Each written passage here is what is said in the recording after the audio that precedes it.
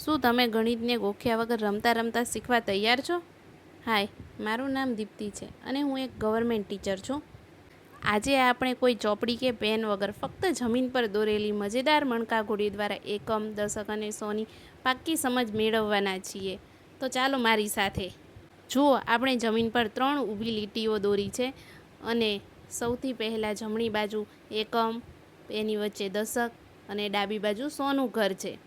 હવે આપણે આ ઘરમાં બાળકોને આપેલ સંખ્યા પ્રમાણે બાળકો તેમાં મણકા મૂકશે. જો અહીં દશકના સ્થાનમાં 4 મણકા છે, એકમના સ્થાનમાં 2 છે.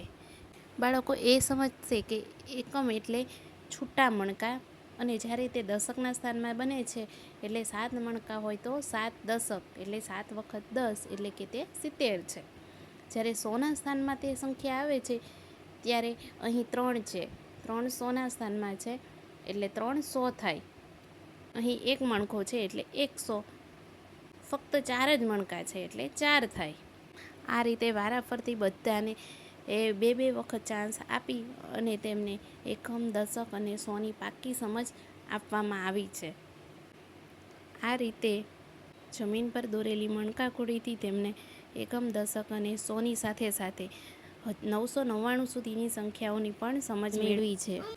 અહીં બાળક પોતે મણકા તો મૂકશે પણ તેની સાથે સાથે કેટલા 100 છે, કેટલા દશક છે અને કેટલા એકમ છે તેના આધારે તે સંખ્યા પણ કહેશે.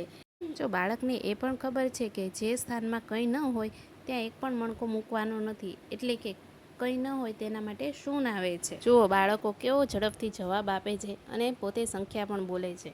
જો તમારે પણ આવી રીતે જ ગોખ્યા વગર ગણિત શીખવું હોય તો રાહ કોની જોવો છો? આજે જ તમારા ઘરના આંગણામાં કે શાળાના મેદાનમાં દોરો એક મણકાઘોડી અને રમતા રમતા ગણિત શીખી જાઓ. અહીં તમારા પાસે મણકા ન હોય તો એની જગ્યાએ આપણે કાંકરાનો પણ ઉપયોગ કરી શકીએ છીએ.